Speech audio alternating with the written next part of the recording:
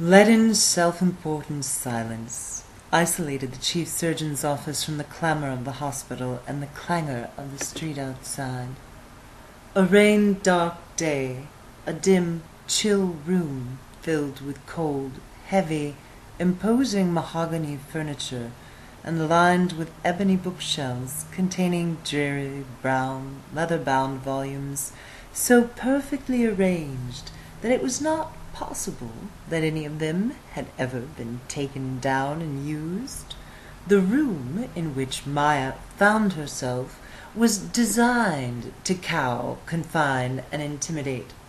But Maya Witherspoon, though depressed by an atmosphere so alien to her native India, had spent most of her life perfecting the art of keeping a serene and unreadable expression on her face.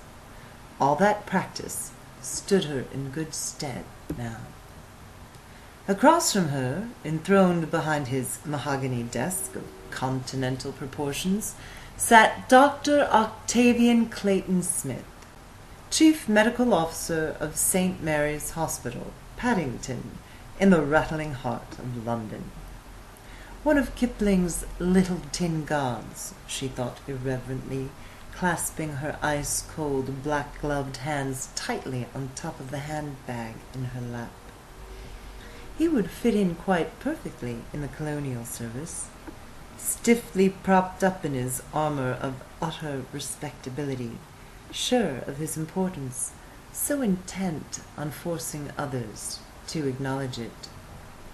Cocooned in the somber black woolen suit of the medical profession, as if he sat in mourning for all the patients he had managed to kill, he frowned down at the results of her various academic examinations, results that should leave no doubt in the mind of any sensible person that she was fitter to be granted the sacred title of Doctor of Medicine and Surgery than a good many of the young men who would have had that very accolade bestowed on them in the course of this year of our Lord 1909.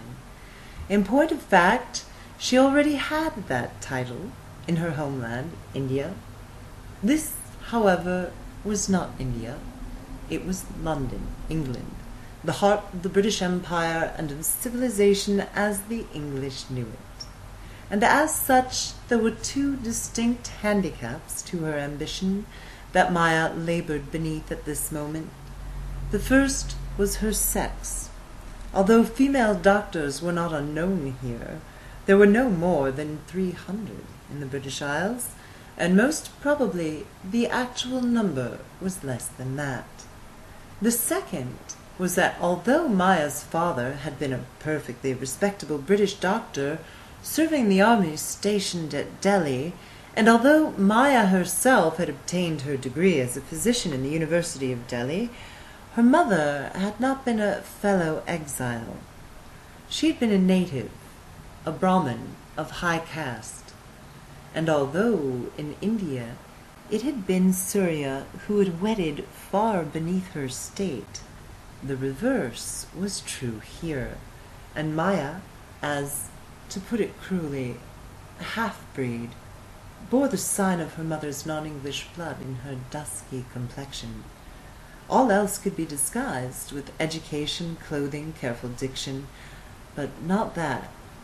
Maya's knee-length black hair had been knotted into a pompadour and covered with a proper hat and veil, her body wrapped in good British wool of proper tailoring, her accent trained away with years of careful, self-imposed lessons in speech. Yet none of that mattered very much to someone who was so fiercely determined to consider Maya as one of the barbaric and alien they. It was raining again outside the hospital. It seemed to Maya that it was always raining here. Cold wind blew the raindrops against the glass of the office windows, and Maya was glad of the warmth of her woolen suit coat, for she too was encased in the feminine version of the uniform of the office she aspired to, plus the added burden of corset, petticoats, and all the other wrappings deemed necessary to decent dressing. Dr. Clayton Smith had a gas fire laid on in his office, but he had not bothered to have it lit. Perhaps he didn't feel the cold. After all, it was spring by the British calendar, and the good doctor had plenty of good English fat to insulate him, seal-like, from the cold. He looks more like a walrus, though. I believe he probably bellows at his wife, and means as much by it as a walrus bellowing at his little cow. Dr. Clayton Smith cleared his throat, immediately capturing her attention. "Your results are remarkable," he said, cautiously. She nodded, part modest acknowledgment, part caution on her own part. In a way, she felt strangely calm. She had been nervous before this battle, but now that the enemy was engaged, her mind was cool, weighing every least inflection. Not yet time to say anything, I think. Now the doctor looked up, at long last, meeting her eyes for the first time. He was a heavy man, the English staple diet of cream, cheese, beef, and bread, vegetables boiled to tastelessness, heavy pastry, and more beef, had given him a florid complexion and jowls that were only imperfectly hidden behind old-fashioned grey mutton-chop whiskers and a heavy moustache, a salt and pepper color that matched his hair. If he doesn't yet suffer from gout, he will, she thought dispassionately, and his heart will not long be able to maintain his increasing bulk.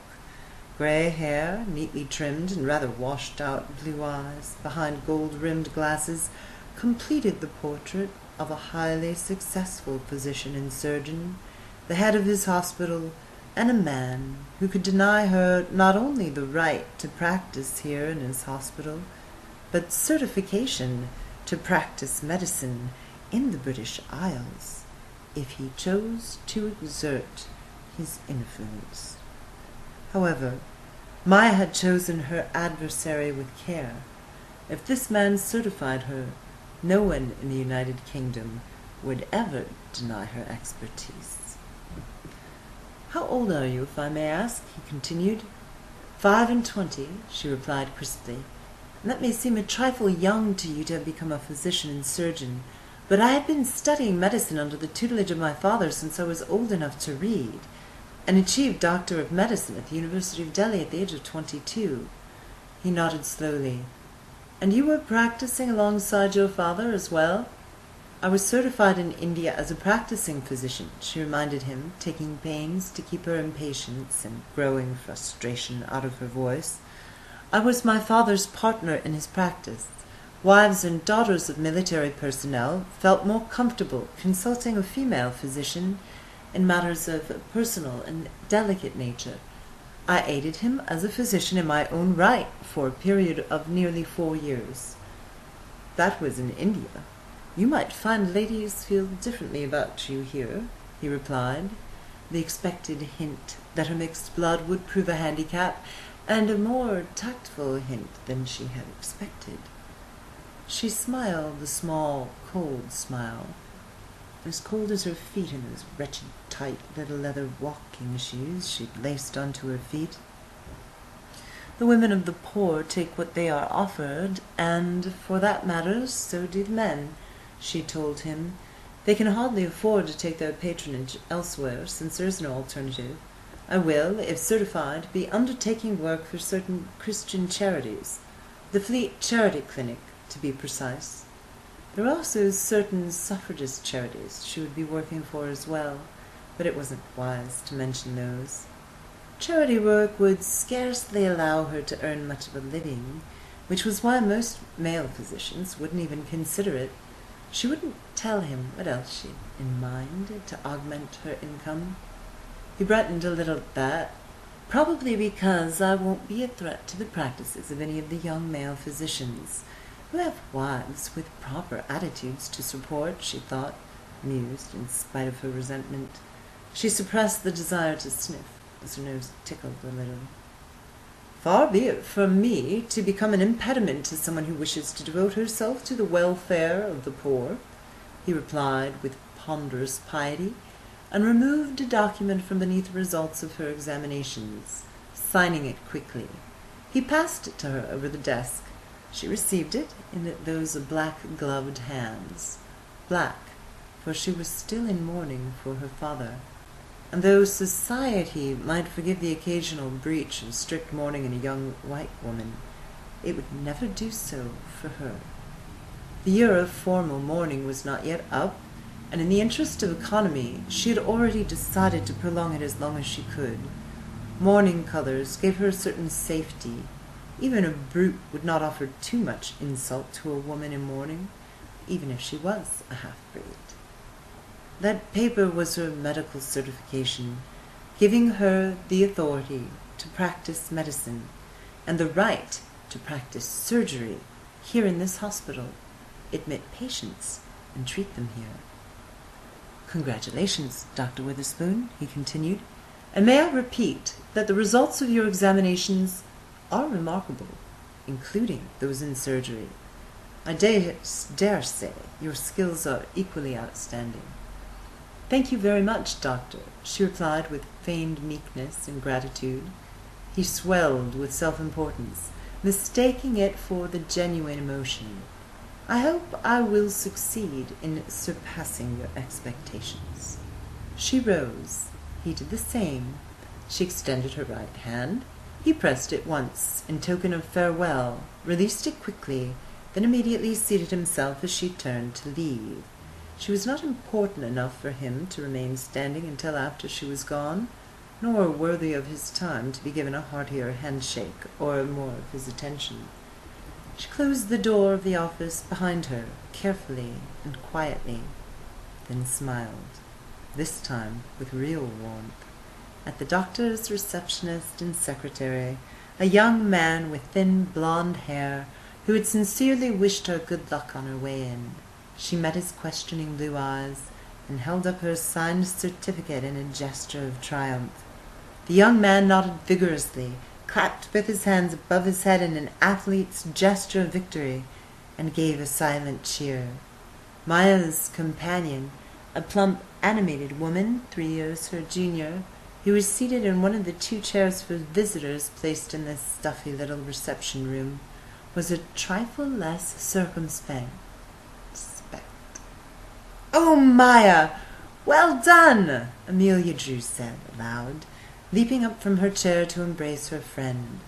Maya kissed her proffered cheek, waved cheerfully at the secretary, and guided Amelia out the door and into the hospital corridor before Amelia said anything that Dr. Clayton Smith might overhear and interpret as unflattering. Nurses in nun-like uniforms hurried past, carrying trays and basins. Young men, medical students all, arrayed in their medical black, strode through the corridor like would-be kings they all were. Maya closed the reception chamber door behind Amelia, and Amelia cast off any pretense of restraint, skipping like a schoolgirl. "You did it! You got the old crustacean to bend and give you certification." "Not a crustacean, my dear. That was a fat, grumpy walrus on his very own sacred spot of beach." Maya's grimace betrayed her distaste. "It was a narrower thing than I care to think about." She stepped around an elderly charwoman scrubbing the floor on her hands and knees, bundled in so many layers of clothing that her true shape could not be determined. Amelia dodged a medical student on the run, probably late for surgery. "But your marks were so good, and the letters from the other doctors at Royal Free Hospital." "I wasn't entirely certain of success, even with the highest of examination results," she replied, as they traversed the polished oak of the corridor, the starched frills of their petticoats rustling around their booted ankles. Amelia's costume, severe and plain, was identical to Maya's, but of a dove grey rather than stark black. Amelia was in the midst of her own medical education. Fortunately, both of her parents were as supportive of her ambition as Maya's had been. Unfortunately, this gave young Amelia a distorted view of the prejudices of the majority of the male population of her land. I don't think I've convinced him until I told him that I intended to practice among the poor. Maya smiled again, then laughed, thinking what shock the poor mummified man would have felt if she had told him the entire truth. There's no harm in intentions, is there? Amelia giggled. And if there are those beside the poor who decide to ask for your services, well, that has nothing to do with your intentions. True enough, Maya laughed. But you can imagine what he would have said if he had known what I really planned to do. Now that she was up and moving, warmth and light had returned to her feet, at least. And now that the ordeal was over, and her victory laurels were firmly in her hand, she was feeling celebratory and just a little reckless. Amelia was the only person outside Maya's household who knew what Maya intended, and even she blushed a brilliant scarlet as they moved side by side across the echoing foyer, heels clicking smartly on the tiles. "I daren't even guess," Amelia murmured, fanning her scarlet cheeks to cool them. Just before they reached the doors giving out onto the street, Maya's fingers moved surreptitiously, and she murmured a few words that Amelia did not hear. She sensed a thin breath of energy wafting up from the well of strength within her, and as they stepped out into the weather, the rain ceased for a moment. "There's more luck," Amelia exclaimed as the clouds parted a little, letting a glimpse of blue peek through. She raised her hand imperiously, signaling their need for transportation. There was always a great coming and going of cabs here, both horse-drawn and motorized, and they procured a hansom without any difficulty whatsoever. Maya climbed in and gave her address to the driver through the little hatch above. It shut with a snap, and Amelia joined her. It was, as she had specified with her tiny exercise of magic, a clean cab, no mud or worse on the floor, no cigar ash anywhere, and just as they settled themselves within the shelter of their conveyance and pulled their skirts well in, away from the possible mud splashes, the rain began again. The cab moved off into a thin curtain of grey, the poor horse's ears signaling his dislike of the wet. It was just as Maya had intended. It didn't do to change anything with magic, not if one wanted to remain undetected. One could only arrange. In this case, the break in the clouds that would have occurred a little later, and a few blocks away, happened above them, and at a time they left the building, and closed again as soon as they were in shelter. And the cab was in good repair. The driver, neither drunk nor mean-spirited. The precious certificate, now folded and safely inside Maya's handbag, rested beneath her hands on her lap. Amelia made small talk, to which Maya responded with half of her attention. London, from within the partial enclosure of the hansom, was an assault on the senses of a very different sort than the heart of Delhi. In place of the scent, no, call it what it was, the stench, of hot baked earth, dust, sweat, and dung, the smell of London enveloped them in damp, mould, and mildew, wet wool, wet horse, smoke, stagnant water, the acrid tang of motor exhaust, a hint of sewage and horse droppings, and the river smell of the Thames. Harsher, deeper voices than the rapid twitter of her people's myriad tongues fell upon the ear. There was no bawl of livestock, only the clatter of wheels and the hooves on cobblestones, neighing, the jingle of the harness, and the alien noise of a motor car or bus, and of course the atmosphere, so cheerless, so cold. But she had no other choice now. This was her home, and this strange island her refuge. If she was ever to find protection, it would be here. Her enemy was even more alien to this environment than she was. She shook off her dark mood with an effort, turning all of her attention to her companion.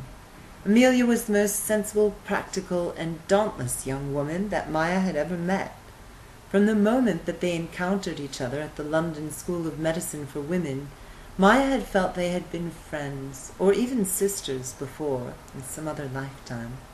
Naturally, she had not said anything of the sort to Amelia, who would only have been confused. The Church of England did not admit to the reincarnation of souls. "Well, it will be your turn to beard the dragon in his den in another year or so," she told Amelia. He laughed. "I'm going to practice at the Royal Free Hospital," she replied. "They, at least, are open to women physicians.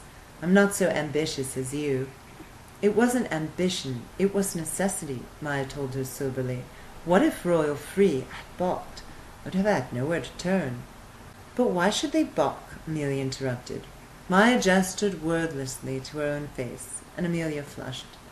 "If I'd tried and failed to obtain certification at St. Mary's, then Royal Free would likely have certified me just out of spite," she continued cheerfully.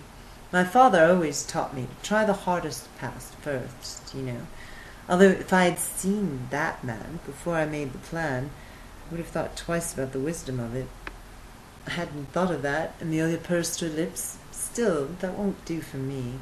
St. Mary's might accept a woman physician. They'll never accept a woman as a student. Not now, anyway. Perhaps in a few years."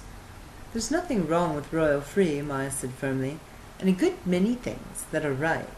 She might have elaborated on the subject, but the cab had just turned down the shabby, genteel street that housed her home and surgery, and was pulling up at the front door. Gupta, a shapeless bundle of waxed mackintosh and identifiable only by white chalwars, stuffed into his Wellingtons that peeked from under the hem of the mac, was setting the last screw into the inscribed brass plate beside her door, a plate that proclaimed this to be the surgery of Dr. M. Witherspoon. "I suppose we won't see much of you any more," Amelia said wistfully, as Maya dismounted from the hansom. "Nonsense. You'll see me on Thursday at the latest. Or have you forgotten our luncheon date?" Maya replied instantly, "Not to mention that you are welcome here at any hour of the day or night. Now you go back to your studies, while I'll see what Gupta has for me." She circled round to the driver, perched up above the passenger compartment in the weather, and handed him a guinea, more than enough for her fare and Amelia's, with a generous tip. "London School of Medicine for Women, please," she told him briskly. "My companion has classes at 2. "I've their well for 'em," cabby said, impressed by the guinea, as if by nothing else. He chirruped to his horse, who trotted off without needing a slap of the reins or touch the whip. Amelia's grey-gloved hand waved farewell from the side of the cab. Maya turned to Gupta. "Was this bravado or anticipation, my friend?" she asked in Hindustani, touching the plaque. "Neither, Mem Sahib. We all knew you could not fail." His round, brown face held an expression of such earnest certainty that she wanted to laugh and cry at the same time. "Well, let us go in out of this miserable weather. Come to me in the conservatory, and tell me what has happened to make you so sure of me." She waited while he at last put a polish to the plate with a rag he stuffed back in his pocket, then moved past him into the little house she had bought to shelter her odd little family. It had taken most of her inheritance to buy it up and fit it, but it had been in better repair or a better neighbourhood she could not have managed it. Because it was so shabby and had required the tearing out of walls, she had been able to install a great many comforts that better dwellings could not boast. The house was lit by electric light, which was much safer than gas. Hot water from a coal-fired boiler in the cellar circulated through the house via pipes and radiators, a luxury often used to keep conservatories and hothouses warm in winter on the great estates. More hot water was available for cleaning and bathing at all times, laid on in the bathrooms, without the need to heat water on the stove and carry it up in cans. At last she was warm enough so that she was able to throw off her coat as soon as she entered the front hall. She had arranged for the hallway to be painted, rather than papered, in white. Furnished with pegs for coats, bench for waiting patients, and a small table holding a brass dish from India for calling cards, She had hung prints from some of her father's favorite paintings on the walls. The impression was warmer than that of a hospital, but not homelike, was, since this was the entrance to her surgery as well as to her home. It was scarcely possible that she would have any patients calling yet, and she longed to shed her woolen suit with the coat and revert to a more comfortable garb. Not yet, not yet, but I shall be rid of these confounded shoes. Why is it that attractive shoes are a torture to wear? Hanging her coat on its peg in the hall, she passed the door to her examining room and surgery, formerly the parlor and smoking room, and climbed the stairs to the next floor. Here were the bedrooms, all alike, and the bathroom fitted up with the most modern of appointments. Her room was at the back of the house, away from the street noise. The second bedroom, connected to hers, served as a parlor and sitting room. Gupta had the third bedroom, and his son Gopal and his son's wife Sumi the fourth. Gopal and Sumi's 4 children shared the nursery on the floor above, where the servants' quarters had once been. Gupta had been her father's friend, as well as his servant, but more importantly, he had been Surya's devoted guardian. There had been no question of whether or not the family would emigrate when Maya fled to England. She would have had to lock them all in prison to prevent them from coming with her. Gupta had seen a great deal in his 50-odd years, and she rather thought he was unshockable, which was just as well, considering what she was planning. She needed the help of a male to carry it out, and Gupta was the ideal man for the job. The door to her bedroom stood invitingly open, and she hurried through it. With a sigh of relief, she sank down into a chair and unlaced her shoes. Exchanging them for soft leather slippers, she hesitated a moment, then shrugged. Ridiculous. There's no reason to go out, and unlikely that anyone but a friend will call.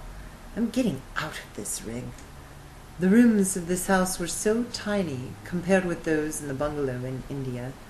She had enough room to pass between the pieces of furniture, chair, bed, trunk, wardrobe, and table, but no more. Never, ever would she have needed the feather bed at home. Here it and the down-filled duvet and woolen blankets were absolute necessities, for not even the hot water pipes could prevent the house cooling at night. In a trice she slipped off the coat and skirt of her suit and hung them up on the outside of the mahogany wardrobe to be brushed later. The shirt-waist followed, and then the corset cover, which she laid on the lace coverlet of the bed, and at last she could unhook the front busk of the corset and rid herself of the unwelcome constriction. At last she could move. She never laced her corsets anywhere near as tight as fashion dictated. She flattered herself to think she didn't need to. Nevertheless, the garment restricted movement, if only because it was designed around what a lady would consider appropriate movement. Maya had chafed against those restrictions as a girl, and her feelings hadn't changed in the least now that she was an adult. Fashion be hanged. The corset joined the rest of her undergarments on the bed. Donning a far more comfortable flannel wrapper dress of a chocolate brown over her uncorseted petticoat, she went back into the hall, then descended the stair at her end of the upstairs hall, passing the kitchen on her way to the conservatory. Gopal was in the throes of creativity in there, and she paused a moment to sniff the heavenly, familiar aromas appreciatively. Gopal had reacted to the presence of the modern iron stove set into the arch of the fireplace with tears of joy, though many of his countrymen preferred to cook over a tiny charcoal fire. Gopal was an artist and appreciated good tools. With so many thousands of British soldiers and civilians going out to colonial service and returning with a hunger for the foods they had grown accustomed to, it was a simple matter for Gopal to procure virtually any spice or foodstuff he required for them all to eat the way they had at home. Home. How odd the other Eurasians she had met would speak of Britain as home. A home they had never seen, with as much longing as the expatriates. Home, for Maya, was, and always would be India, the place where she had been born, and where she had spent most of her life. How could you long for a place you had never even seen? She stepped through the French doors into the warmth of her conservatory, which had required the lion's share of her inheritance to build, and was almost home. A judicious use of magic had caused the flowering vines planted around the walls of the conservatory to grow at an accelerated pace, hiding the brickwork and the view of the houses on all sides. Passion flowers throwing their great starburst blooms against the green of the vines, and bloom at all times and seasons. They filled the air with perfume, as did the jasmine, both day and night blooming. A fountain and generous pool added warm humidity and the music of falling water. The hot water pipes around the perimeter a tropical heat. Here were the flowers she loved, and here, too, were her pets. No, pets. Friends. They rushed to greet her as soon as she set foot on the gravel of her path. First the pair of mongooses, Sia and Senge, romping toward her with their peculiar humpbacked gait. Radi, the ring-necked parrot, dove for her right shoulder, long tail trailing out behind him like a steamer, while the saker falcon Mala dropped down on her left. Neither so much as scratched her skin, so soft-footed were they, and though Mala was certain death incarnate to sparrows, starlings, and pigeons, he would sooner starve than touch a feather of Radi's head. The peacock Raja strode toward her with more dignity, his tail spread for her admiration. And last of all, Charan, the little monkey, sprang into her arms as soon as she held them out for him. Only the owl, named Nisha, whose round eyes seemed to stare straight into one's heart, did not stir from her slumber in the hollow of a dead oak tree that showed what a fine garden had once stood here. Maya had left it there for the benefit of her birds, who all found it a fine place to perch, and the vines twined round it just as happily as they climbed a brick of the walls, giving it a kind of new life. "And have you been good?" she asked them all, as the mongooses romped around her ankles and the monkey put his arms around her neck, chattering softly into her ear. The falcon gave her a swift touch on his beak by way of a caress, and took off again to land in the tree. The peacock shivered his tail feathers, and Roddy said in his clear little voice, "Good, good," and laughed, following Mala up into the tree. She laughed with him and carried Charan to her favourite seat in the garden, a closely woven rattan chair with a huge back that mimicked the peacock's tail. From here she could see the garden with her plants, the fountain and pool, and she could forget for a while the cold world outside. In a moment Gopal brought mint tea and placed the tray with 2 glasses on the rattan table beside her. Gupta arrived without a sound, as was his wont, materializing beside her and taking a second, smaller chair on the other side of the table, also facing the pool and fountain. He poured for both of them, and they each took a moment to savor the hot sweetness and companionable silence. "We will prosper, Mem Sahib," Gupta said with satisfaction, putting his glasses back down empty. "We will prosper. There is great progress today," he smiled. "I went, as you instructed, to the theatre last night. I left your card with the man who attends to the stage door, and also with the stage manager and the ballet master. I made mention that you were of liberal mind, and not one of those inclined to attempt reform on those who were merely making a living for themselves. It was he who asked for several more cards, on seeing it and hearing my words, and made me to believe that he would be giving them to some of the young ladies." "Ah," Maya responded. The card she had given to Gupta, unlike her official business cards, had not been printed up but had been calligraphed elegantly and by her own hand, because what they implied was risky, even scandalous. Dr. My Witherspoon, lady physician, female complaints, absolute discretion, and her address. On the next lot, she would add, licensed to practice at St. Mary's, Paddington and Royal Free Hospital. What the cards implied was that she would treat the women who came to her for treatment of their female complaints, including inconvenient or unwedded pregnancy, without a lecture or a word slipped outside the office, and that she would give instructions and supplies to prevent inconvenient pregnancy, regardless of marital status. But I was wise and cunning, Mem Sahib, Gupta continued, his face wreathed in smiles. I followed well-dressed gentlemen as they left the theatre last night, and marked the houses they went to. This morning I looked the houses over, and chose the finest. There, too, did I leave your card, and pleased were the dwellers in those places to see it, though one did sigh that it was too bad you were a lady, and they could not pay you for your services, with an exchange of trade. Gupta, she exclaimed, and giggled, although her cheeks did heat up. That was very well done. How clever of you.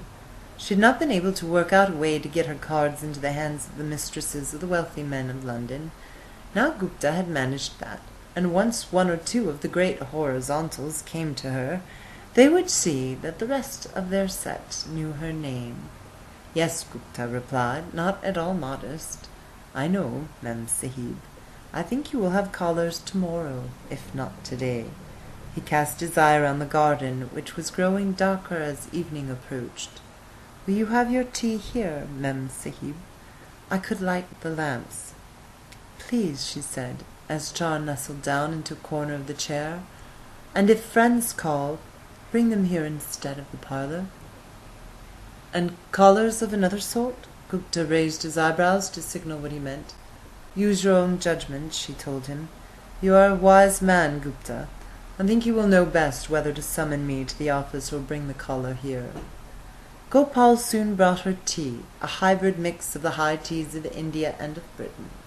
She shared the feast with her menagerie, other than Mala and Nisha, who ate only what they hunted, or the starlings and pigeons Gopal's eldest boy brought down with his catapult. Charan adored the clotted cream, as did Sia and Singay. The latter swarmed up her skirt and onto her lap to lick their paws and faces clean, as Raja picked at the last tea-cake.